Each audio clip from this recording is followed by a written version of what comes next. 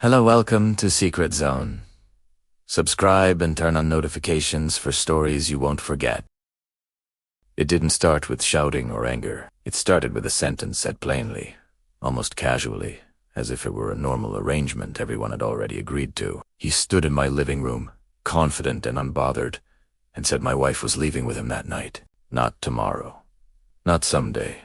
That evening, my house was quiet, my couch behind him, my wife's coat already resting on his arm like it belonged there. I looked at her, waiting for hesitation, for denial, for anything that would tell me this wasn't real. She didn't meet my eyes, and in that moment, I understood something deeply unsettling. She had already gone long before she walked out the door. I didn't raise my voice. I didn't argue. I didn't ask questions. I simply nodded. That nod wasn't weakness. It was clarity. It was the moment I realized I had just learned the rules of a game I didn't know I was playing. And more importantly, I finally saw how it ended. They left together, the door closing behind them with a soft click, and something inside me went completely still, not broken, not angry, just still.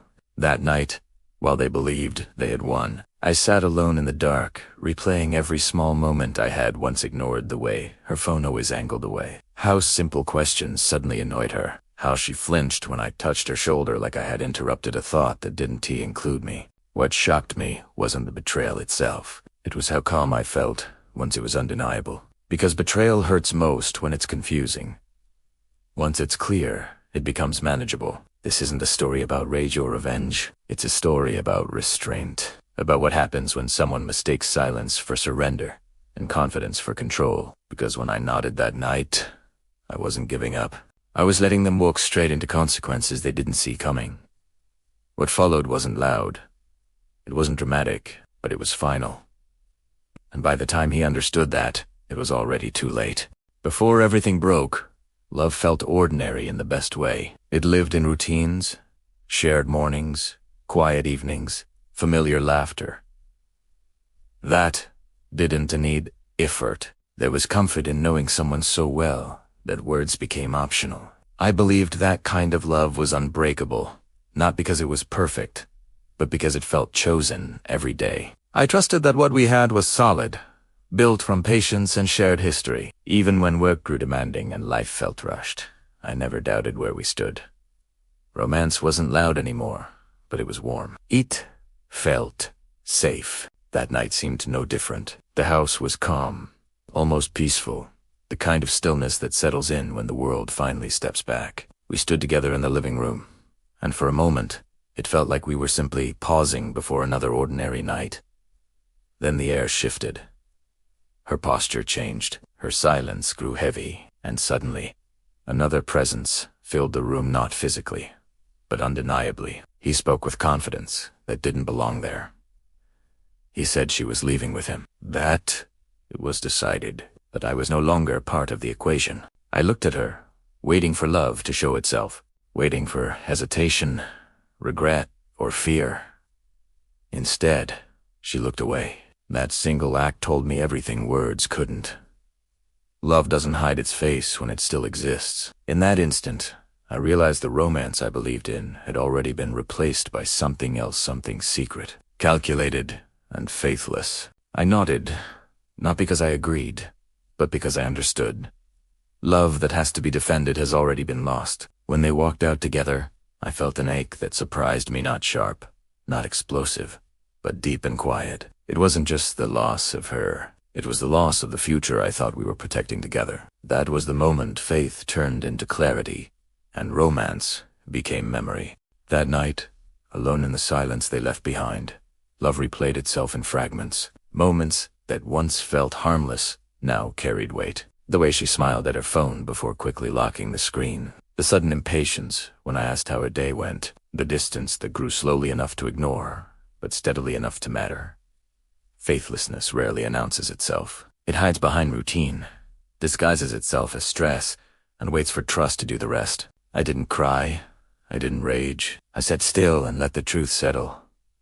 Love had been real once I believed that. But somewhere along the way, it stopped being enough for her. Romance became something she searched for elsewhere, and faith turned into performance. What hurt most wasn't that she left, but that she stayed long enough to let me believe everything was fine. In the days that followed, I moved through life quietly. I handled things politely, calmly, as if nothing inside me was changing. But clarity has a way of sharpening the mind. Patterns began to appear.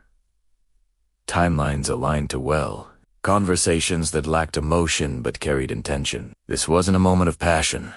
It was planning, and that realization stripped the betrayal of its drama. It became factual. I didn't feel hatred toward her. Love doesn't always turn into anger. Sometimes it turns into acceptance. I understood that what we had wasn't stolen, it was abandoned. Faithlessness doesn't mean the absence of love. It means love was replaced by something more convenient. Romance, I learned, isn't just about desire. It's about loyalty when desire fades. And once that loyalty's gone, love becomes memory, not obligation. While they believed the story had ended, mine was only becoming clear. I didn't confront. I didn't accuse. I let them move forward, confident in their choices. There's power in restraint, especially when others mistake it for weakness. Love had taught me patience. Betrayal taught me timing. I separated myself emotionally before anything else. That was the hardest part. Letting go of who I thought she was, not who she had become. Faithlessness forces honesty. It strips illusions and leaves only truth behind. I prepared quietly, responsibly, without cruelty. Romance didn't require revenge. It required dignity. When consequences arrived, they didn't roar, they whispered. Structures built on secrecy collapse under light. What they shared couldn't survive reality, responsibility, or pressure. Faithless love thrives only in shadows. Once exposed to consequences, it withers. She reached out then, confused, shaken, suddenly unsure. Love returned to her voice, but it was fear, dressed as affection. I listened. I said little. Some choices can't be undone with words. Romance without trust is only nostalgia. Faith, once broken, doesn't heal through promises, it heals through distance. I didn't feel victorious. I felt resolved. Love had taught me who I was. Betrayal taught me who I refused to become. Life after faithlessness is quieter, but it's honest. The house felt different, not empty, but truthful.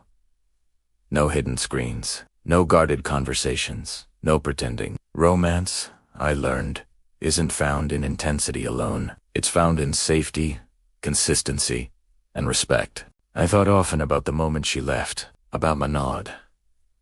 People assume silence means defeat, but sometimes it means release. Love doesn't beg to be chosen. It steps aside when it isn't. Faithlessness didn't destroy me. It refined me. It taught me that real love never requires you to abandon yourself to keep it alive. Romance should feel like home, not like a test you're failing without knowing why. I didn't lose that night. I reclaimed myself. And that was the beginning of something far more honest than what I had before. In the end, I didn't walk away with anger in my heart. I walked away with clarity. Love didn't disappear that night. It revealed its true shape. What I believed was romance had already been replaced by secrecy, and what I thought was loyalty had quietly slipped away long before she ever stepped out that door. Letting her go wasn't weakness. It was acceptance. Acceptance that love without honesty is just habit, and faith without trust is only an illusion. I didn't chase, beg, or demand explanations. Some answers arrive without being spoken. When someone chooses another path, the most powerful response is to stop standing in their way. That night taught me that holding on to someone who has already left only delays healing. Walking away with dignity is sometimes the last act of love you can give yourself.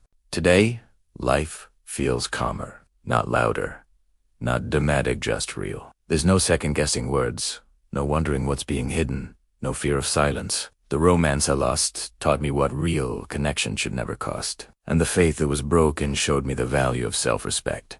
If there's one truth that this story leaves behind, it's this. When someone walks out of your life by choice, let them. The moment you stop fighting to be chosen is the moment you begin choosing yourself. And sometimes, that choice leads to a peace far greater than the love you thought you lost. Thank you for watching.